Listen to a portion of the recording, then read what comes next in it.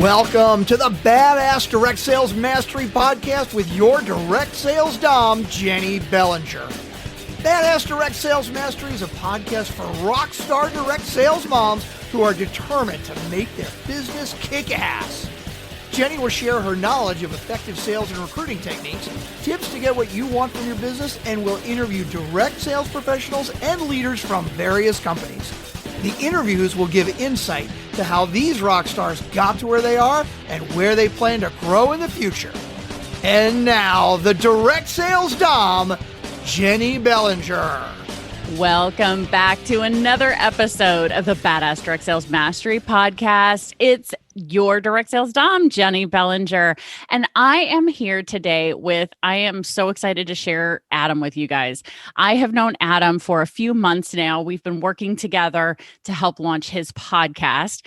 And when I heard what his podcast is about, and he's got a book about the same topic, I knew that you guys would want to hear from him as well. So I want to introduce you guys to Adam Weber. Adam Weber is based out of New York State, and he has a book and a podcast called Meditation, Not Medicine. He helps others learn how to address their stress. And he has a Facebook group where he can help people learn all of this. And he's married and he's got 2 kids, right? Adam, did I get that right? 2 sons? Correct. Yes. All right, good. So welcome to the show, Adam. So glad to have you here. Thank you for having me. I appreciate it, Jennie. Oh my gosh. So tell us the story of how you got into meditation, because you have not always been a meditation person. Yeah, definitely not. It was many years ago, about almost 15 years ago. And I was working in the corporate world in New York City. I live just outside of New York City now. And I was working for one of the world's largest real estate firms. And it was a really stressful job. And then to pile on top of it, I was diagnosed with a progressive form of multiple sclerosis. And the stress was, frankly, eating me alive. And I mean that seriously. We're talking about my stomach. So the doctors wanted to put me on different pills. And that was not an approach I had liked because there were side effects with what they gave me. So in my research, I tried something I never thought I'd try. I learned to meditate. And then I went around to a few different meditation teachers and tried different techniques and found that I hadn't found one that I liked or loved in particular, and knew I needed to adapt and create my own type, which has turned easy to meditate because it's easy and it's designed for people like myself and a lot of salespeople, managers, that sort of thing, who aren't into the woo-woo approach with meditation. And then over time, after teaching it, I decided to write a book for the corporate world, From Stress to Profit. And then I moved on to, doing teaching because it was just something that was natural and people liked it. And then COVID hit.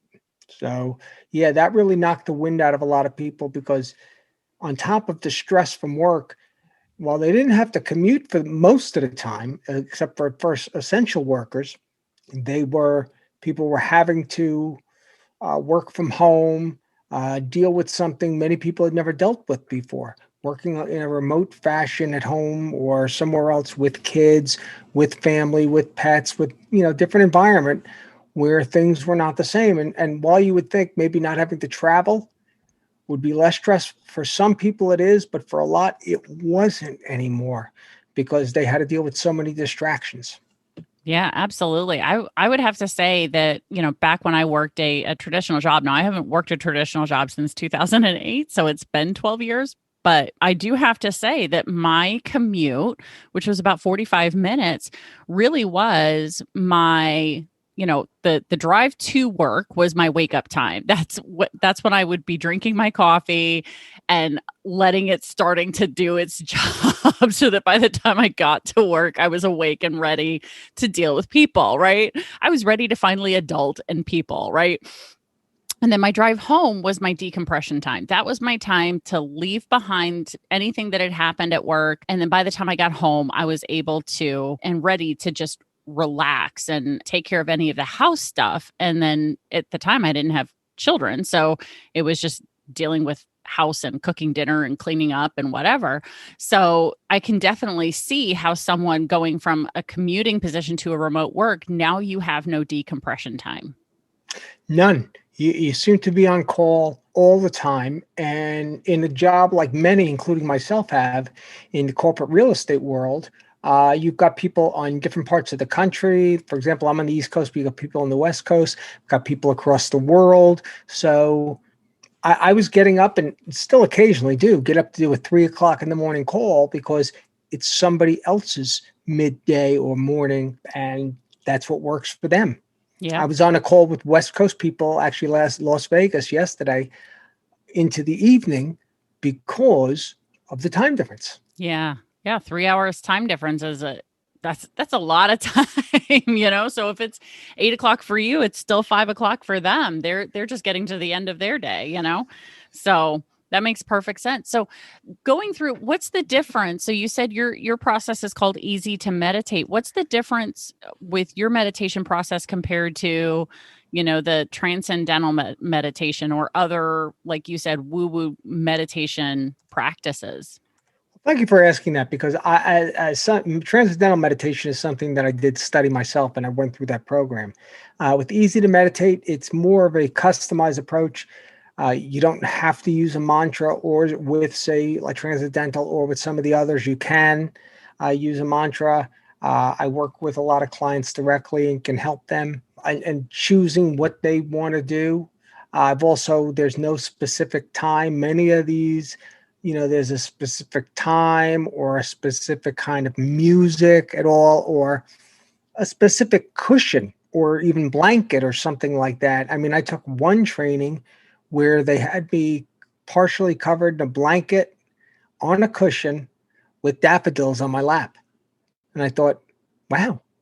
I mean, I'm not sure. It may help deepen the experience for some, but for some, that's just woo-woo. And if you work in the corporate world in America, I mean, just imagine sitting there in a suit or not in a suit, or for some, just saying, yeah, but I don't have any, daffodils or sunflowers or anything else around. And I mean, you might be in a place, like you might be in a car and you're like, well, I don't have my blanket. I don't have my cushion. And that's about Easy to Meditate. You can take it with you anywhere you go. You can use it anywhere you are. And again, I say the habit is portable, but more than that, it's really designed for those that are outside of the woo-woo world. Now, there's nothing wrong with the woo-woo world if that's what works for you. Right. It's just that there was a need for an alternative. And when I was teaching it, people were saying, yeah, I like it. I don't have a blanket. I don't have a cushion, or I don't want to say that in whatever language. There's mantras in different languages that they wanted to say it in. They were their teachers, and they just wanted something easy, which is how I coined it, Easy to Meditate. Exactly. And it's helpful if you can do it literally anywhere, in your car, at your desk at work, at your desk at home, and I'm guessing if it's easy, it's something you can also teach your kids. Well, I'm glad you said that, because kids are somebody I've started working with. And one of the reasons is like myself, I'm the son of a doctor, and growing up, every time there was something going on, didn't have to be stress, but a lot of times it was, and it is now, doctors want to give you a prescription. Mm-hmm. They want to give you medicine. There comes meditation, not medicine. And too much medication. Well, look, I take medication myself. I have to, but there's not everybody wants to take the overload, or every time they burp or sneeze, want to take a pill, or stressed out. So it made sense to come up with something, and that people knew that, listen, you don't have to take a pill. You could take a timeout. Kind of like we give our kids when they're smaller a timeout to help them, walk away from things. Adults need to do the same thing, and kids still need to do the same thing. So if you have a child who had a little fit, or has gotten into a fight or a problem, it's better to ask them to sit down and meditate for a few minutes than to take a pill, or in some cases to punish them. I'm not saying punishment isn't in order in some cases, but I'm saying, instead of saying, go to your room, what would be wrong with go to your room or go and meditate and calm down? I mean, I've done it myself where I have, again, with two boys, they fight. It's like, go to your corners, sit there, say nothing. And then I realized it really wasn't working. Right. So that's where it comes from with me personally. And again, I know a lot of parents that I've worked with and kids have said it's a much better approach. So how often are you meditating in your own personal life? I meditate every day. I don't miss a day. I haven't missed a day in years. It's something where people, if you didn't meditate every day, it wouldn't kill you. Right. But it's the kind of, and I worked with a client, it's the stories mentioned in my book, Meditation, Not Medicine, a corporate person where they kind of let the habit fall away. But the idea is it has a cumulative effect or a compound effect when you do it every day. So even if you can't do it one day for 20 minutes and then the next day you're doing it for 10, for whatever reason, it's that you're doing it. And I've had to handle it that way myself, especially when I've been in, traveling. Now I don't travel so well because of my illness, but you find the time and you make the time. And if you're doing it first thing in the morning, which is one day I teach, is you get your day started off right. And if you're a salesperson or a manager or somebody, one of your listeners, if they can go into the day with less stress, they're more likely to be productive and better with other people, which means more money, which means more profits, which means happier employees, which means healthier employees, because millions and millions, hundreds of millions of dollars a year are being spent on healthcare costs for workers. And that is, not only is it cutting into profitability, but it's cutting into productivity. Absolutely. If you're a salesperson, and again, I only sell my services now, but if you want a higher closing ratio or you want better relations with your customers, it's better if you're in the right mindset. It's better if you're not exhibiting the stress that you can when you're very stressed out. Oh my gosh. Yeah, I definitely agree with this, because if you are coming at people from a place of stress and desperation, they can sense it. People can feel that it emanates off of you like body odor, right? And stinky body odor. Oh, yeah, exactly. It emanates from you when you're coming from that place of, I have to get this sale. I have to do this, and instead, if you're coming from a place of calm and wanting to connect with others, and you're really only going to be able to do that if you yourself are already in that space. Yes, it would be great if you could start off your day meditating every day, but frankly, even if you just took 10, 15 minutes to get yourself in that right headspace before you go do some sales conversations, you're going to have better outcomes just from doing that. Exactly. I mean, people who meditate are more productive, they're more personable. And at the end of the day, that's why I say from stress to profit, it makes people more money, which is why I've had such success working with people in the corporate world, and the business world in general, small business owners, medium-sized business owners, because the idea is to own a company is not to lose money, but is to make money, to serve and to make money. Yeah, absolutely. Without sales, companies don't exist. Exactly. Without income, companies don't exist. And frankly, without good employees and healthy employees, companies fall apart in many cases because they can't generate that income, or they don't stay. I mean, there's a lot. You hear a lot of stories about companies where there's a lot of turnover. Well, it's because maybe they're not making the sale or they're not productive.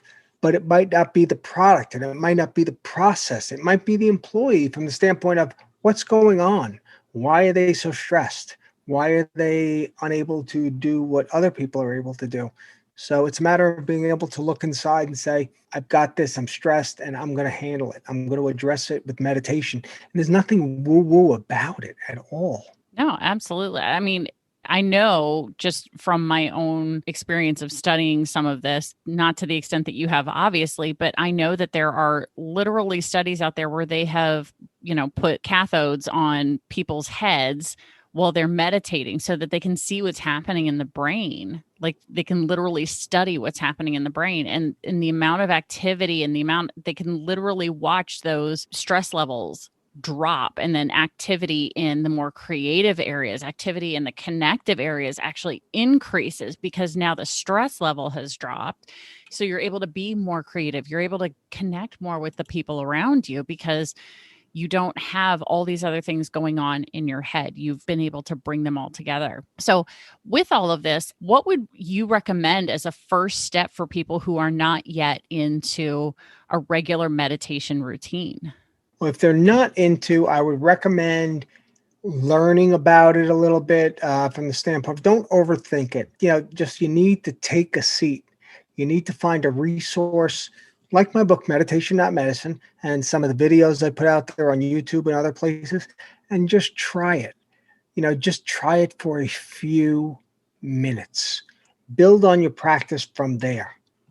I love that. And just so you guys know, I mean, Adam is not the first meditation person that I've brought on. You guys can also go back and listen to the episode with Bruce Langford, who shared a very specific process for meditating in times of stress, because I had this conversation with him back at the beginning of the pandemic when stress levels were really high because we had no idea what was going on. And we had been home for all of like 2 weeks at that point in time. And we thought we were going to be home for like 2 weeks more, right? So and it seems like that now that we're not knowing, but the vaccine and everything, we know when who's going to get it and when, if you're going to be allowed back to work. Mm-hmm. Yeah, absolutely. So going through and having a process and understanding there's different types of meditation. So if you try one type and don't absolutely fall in love with it, there are other options out there for you. But I think Easy to Meditate seems like a really great place to start because there's not special cushions, there's not special materials. You can do it anywhere, which just sounds phenomenal. And people can also listen to your podcast as well. So if you're not a reader, don't think that you have to go get the book, because I know not everybody is a voracious reader like I am. Please feel free to go listen to his podcast. It's called Meditation, Not Medicine. If you're listening to this podcast, you know how to find podcasts. Go into your podcast app and just search for Meditation, Not Medicine, and you'll find Adam's podcast there. So what do you cover on the podcast? Well, in general, the podcast is newer. And I've started to talk about stress in different areas and addressing it with meditation. And what's coming up, though, are a series of master classes where I basically will teach you how to meditate. That way you can, dip your toes in the water and see if it's for you, if it's something you like, and if it's something you're willing to learn more about. It's the same with the book. All my books are not written like I'm a voracious reader as well. It turns out the average person, doesn't get past 100 or 107 past that page in a book. The average person, not everybody. And so they stop short. I mean, I can't tell you the number of books I have where I'm 40, 50 pages in and there's a bookmark and then I've never read the thing again. Yeah. It's short by design, the book. The practice is meant to be non-complicated by design, and same with the videos, with the stuff on Facebook. I'm on all the social media platforms, whether you're on the Pinterest or Instagram or Facebook, LinkedIn. Especially if you're in the business world, you might only be on LinkedIn. But the idea is to not overthink it, to do what works for you. And it's about customizing the practice around you, working the practice into your life as opposed to what somebody else says. Because just because somebody says, no, you need to sit down and meditate for 20 minutes doesn't mean that that's what you necessarily need or what's best for you. And adding more stress to your plate isn't going to help. Yeah, no kidding. Stressing over how much you're meditating or not is not going to be helpful. Oh my gosh, no kidding, for sure. So Adam, is there a way that you would like people to reach out to you if they want to learn more about your meditative practices or your online courses that you have or the book or the podcast? Well, everything right now is branded under Meditation, Not Medicine. So if you want to go to the website, it's www.meditationnotmedicine.com. The first book, because this book is the first, it's a short book on purpose in a series, because then there's the second version, which I've already finished, which is with the editor, which is designed, I've already written From Stress to Profit.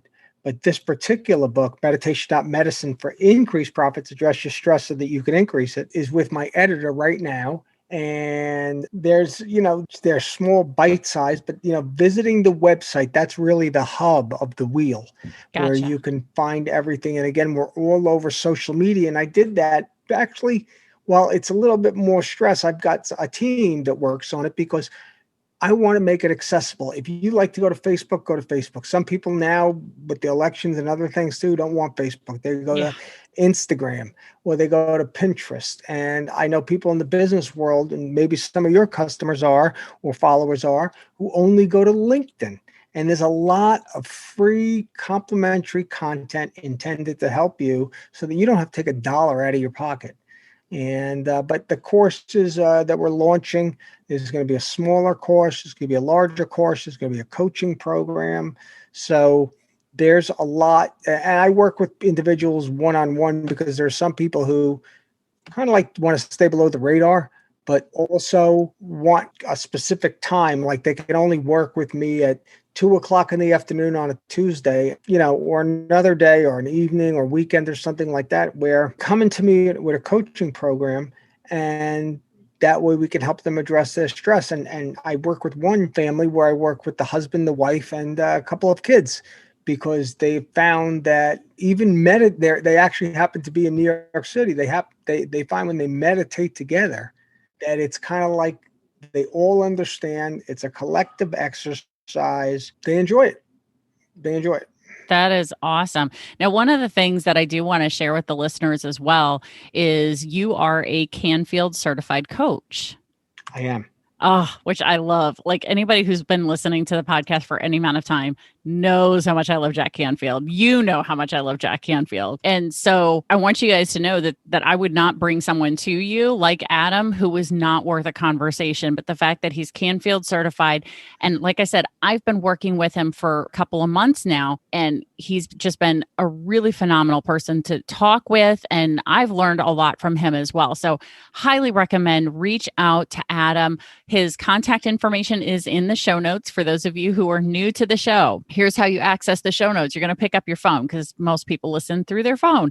Grab your phone, click on the episode, and then scroll up on your phone, and you're going to find all of Adam's information, his email address, all of his social media links if you want to go access them, as well as a place to go buy the book, Meditation Not Medicine, and also the podcast link as well. We'll have all of those there so you guys can go listen, go subscribe, listen, rate and review his podcast as well. And if you haven't rated and reviewed this one, make sure you go do that too. Because as you guys probably have heard me say before, if you rate and review this podcast, reach out to me, let me know that you did it, and I will offer you a complimentary coaching session in return for that rating and review. I really appreciate it. But Adam, thank you so much for sharing your expertise with my audience, because this is something that's really going to potentially help them as they move forward in 2021 and beyond in their direct sales business. So thank you so much. Thank you, Jeannie. I appreciate having me on. And for your audience, I'll let you know, not everybody knows, but I've got that Canfield video in a couple places. If they go to the YouTube channel,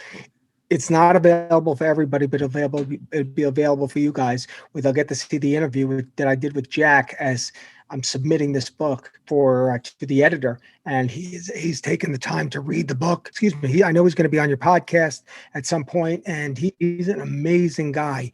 And I'm going to believe Jack believes in it. I don't know how people wouldn't believe it. I mean, because he doesn't endorse much. Right. But to endorse meditation really is a big thing. And guys, if you don't know who Jack Canfield is, go look him up. He, for me personally, was a life changer. I started being introduced to him with the Chicken Soup for the Soul books. And then in 2013, I read The Success Principles. And that was just the beginning of the journey to where I am today, thanks to him. And it's probably time for me to reread that book, go through and do those goals. Because I just found my little pack of index cards recently, Adam. You're going to appreciate this. I recently found my pack of index cards as I was moving some things around my house. And I was like, oh my gosh, I accomplished that goal and that goal and that goal. Well, that's what actually happens when you listen to somebody like Jack. He asks you to write things down and revisit them, and boom, next thing you know, Yeah. It's amazing. And guys, if you think Jack is unreachable, he's not. But let me tell you, Adam has been a phenomenal influence in my life as well these last few months. So, well, I'm going to let you get back to your busy day, Adam. Thank you so much for taking time to be on the podcast. And make sure everybody, you go check out the show notes here. Well, thank you for having me. I appreciate it. Absolutely. All right, guys, you know how this goes. Stay tuned because there's another badass episode on its way. Thanks for listening to the Badass Direct Sales Mastery Podcast with your direct sales dom, Jennie Bellinger. Why are you waiting to go to badassdirectsalesmastery.com? Don't make the dom get her whip. If you enjoyed this episode, make sure to share it with another rock star that you know in direct sales after you subscribe to the podcast so you won't miss any future episodes. You can also check out the show notes for links and any contact information mentioned in today's episode. We'll see you next time.